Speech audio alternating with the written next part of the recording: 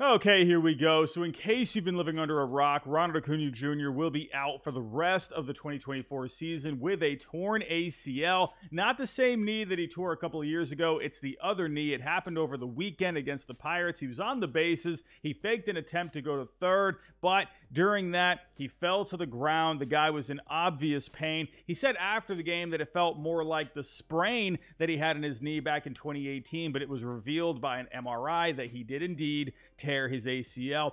This is terrible for the game of baseball. One of their stars going down. I mean, this is terrible for any sport where they lose their top star. But Ronald Acuna Jr., after the season that he had last year, this is definitely a big loss for the game. I mean, the season he had last year was just historical.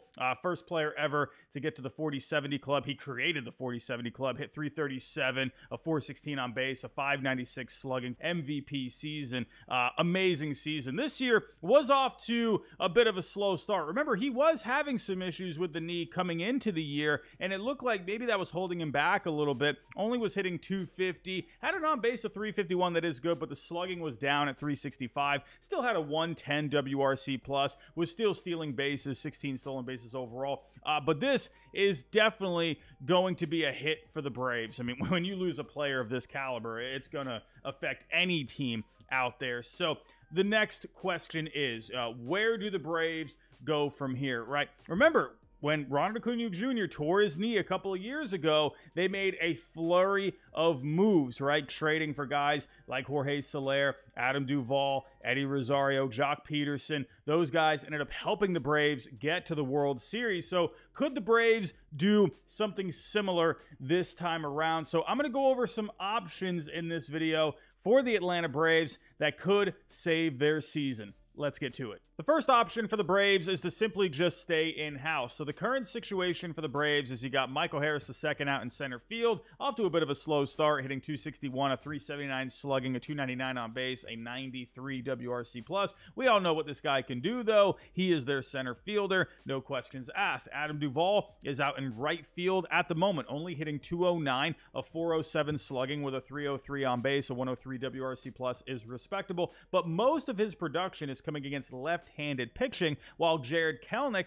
out in left field, most of his production is coming against right-handed pitching. So I think they need to do something here. I think they need to add some kind of bat here, and they did actually make a move after Ronald Acuna Jr. went down. They called up JP Martinez to come be another bat off the bench. And this is an interesting guy to pay attention to. Down in the minors last year with the Rangers shipped him to the Braves after they signed David Robertson in the offseason. And this guy had himself a really good year in AAA last year. Hit 298, a 418 on base, a 543 slugging, 14 homers, 38 stolen bases in just 77 games. So, look out for this guy. This is a guy who is a legit power speed threat if he puts it together at the major league level. So right now, I don't expect him to be getting, every day at bats, but he's a lefty bat that can, with Adam Duvall being a righty, he can get, a turn here and there in the lineup, and let's see what he can do. Maybe he could end up,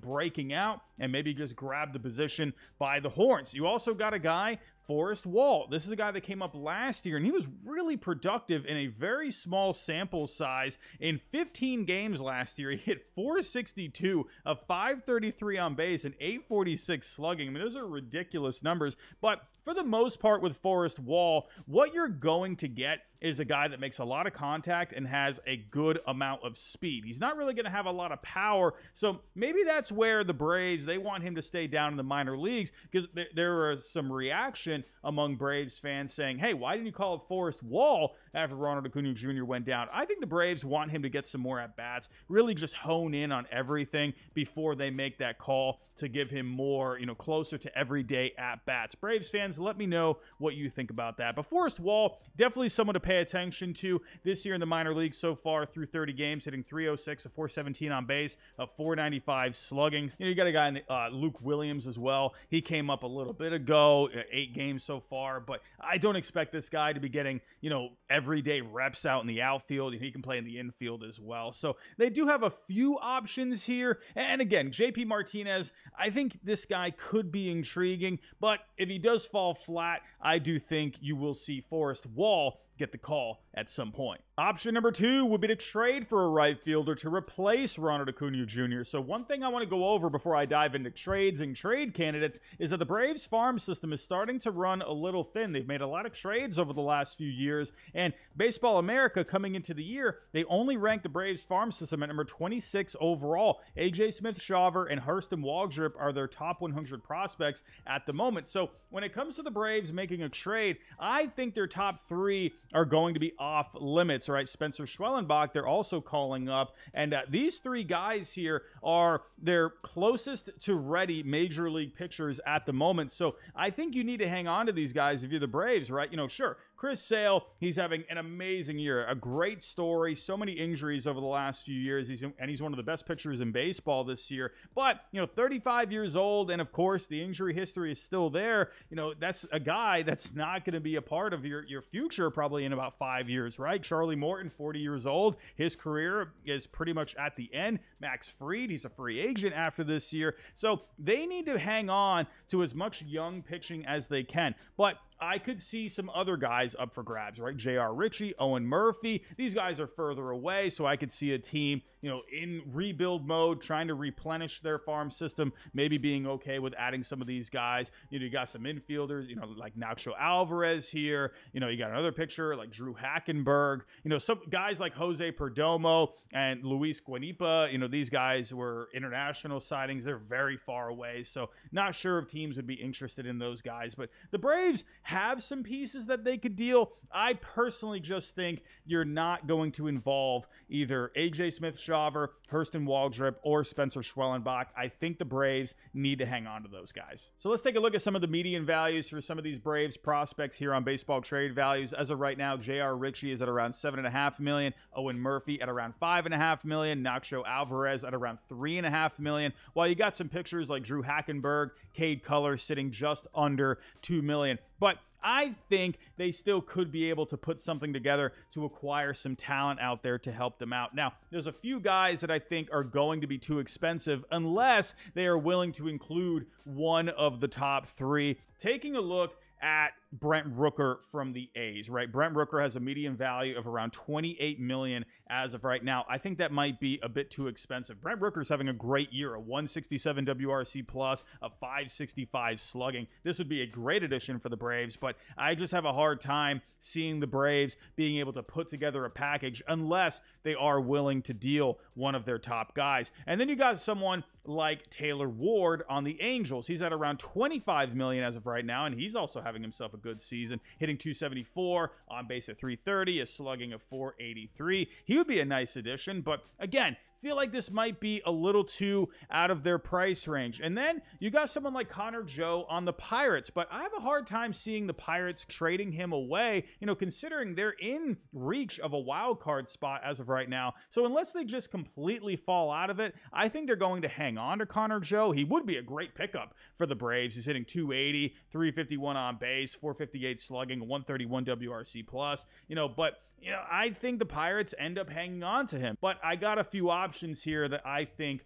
could be within the Braves' price range. Let's start off with my Red Sox. How about Tyler O'Neill? Got him in a trade with the Cardinals this past offseason, had a lot of injuries the last couple of years. He needed a change of scenery, and he's having a really good season with the Red Sox. He's slugging .500 at 128 WRC plus. This guy looks healthy for the first time in a while. If the Red Sox are completely out of it at the deadline, or they're hanging around .500, I could see them exploring a trade of Tyler O'Neill. Now, I would love to see if they could get him extended for the next couple of years, but if they don't do that, I think a trade of O'Neill could be possible, and he could definitely help out the Braves, especially now that he's healthy. He could definitely give them some thump from the right side. Now, moving on to another team that I think could be interesting. How about Randy Rosarena on the Rays? He's having a really down year so far. He's off to an incredibly slow start, only hitting 156, an on base of 253, slugging 313, a 69 WRC plus. He has a negative Fangraph WAR at negative 0.5. Sure, 8 home runs, but I don't know. I don't know if the Braves would want to take on the rest of his salary for this coming year for this kind of production.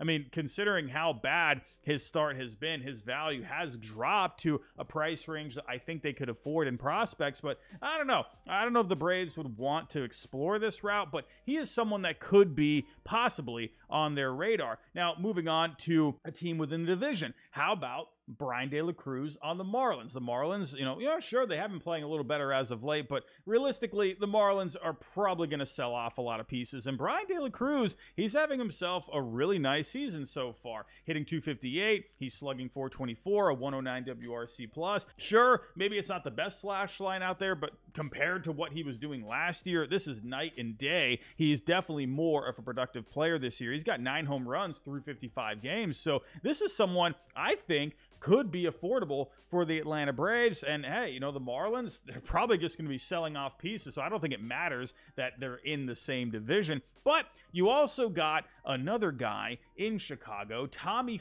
Pham, ended up going to the White Sox on a 1-year deal. But this is a guy, he's, just in a World Series last year, and he could be a pretty productive player for Atlanta, and he's not going to cost all that much. A median value right now around $5 million. Probably take, a couple of smaller prospects. And, Tommy Pham, like I said, he's off to a good start. 29 games, hitting .304. He's slugging .443, a 128 WRC plus. So I definitely think Pham could be a realistic option for the Atlanta Braves. Earlier, I mentioned how Taylor Ward on the Angels is going to be too expensive, but maybe Joe Adell could be had. Now, we all know the story with Joe Adell, a top prospect not too long ago, hasn't really been able to find his way at the major league level, but we are seeing some production this year. 45 games, 10 home runs, a 113 WRC plus, a 485 slugging. Sure, batting average on base, not that great, but he is hitting for some power. He's got 8 stolen bases as well. He's going to give you some good defense out in the outfield.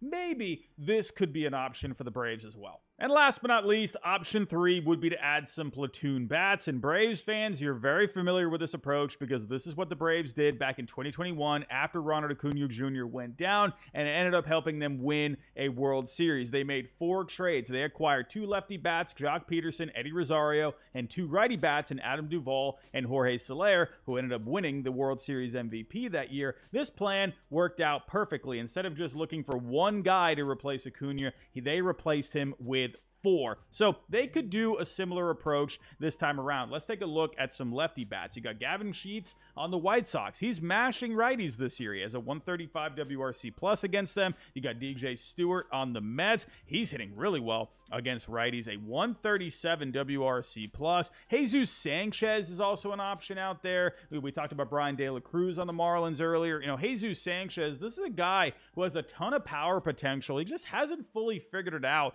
at the major league level. Maybe they could look into him, but he does hit righties a little bit better, but it's nothing mind-blowing by any means. But, he is an option. Now, we've got some righty bats as well. Earlier, I talked about Tyler O'Neill. That's a righty bat, but a guy that's, historically more of a platoon bat is Rob Refsnyder. Hits very well against left-handed pitching in his career, has a 112 WRC plus against them. You got Tyler Nevin on the Oakland A's.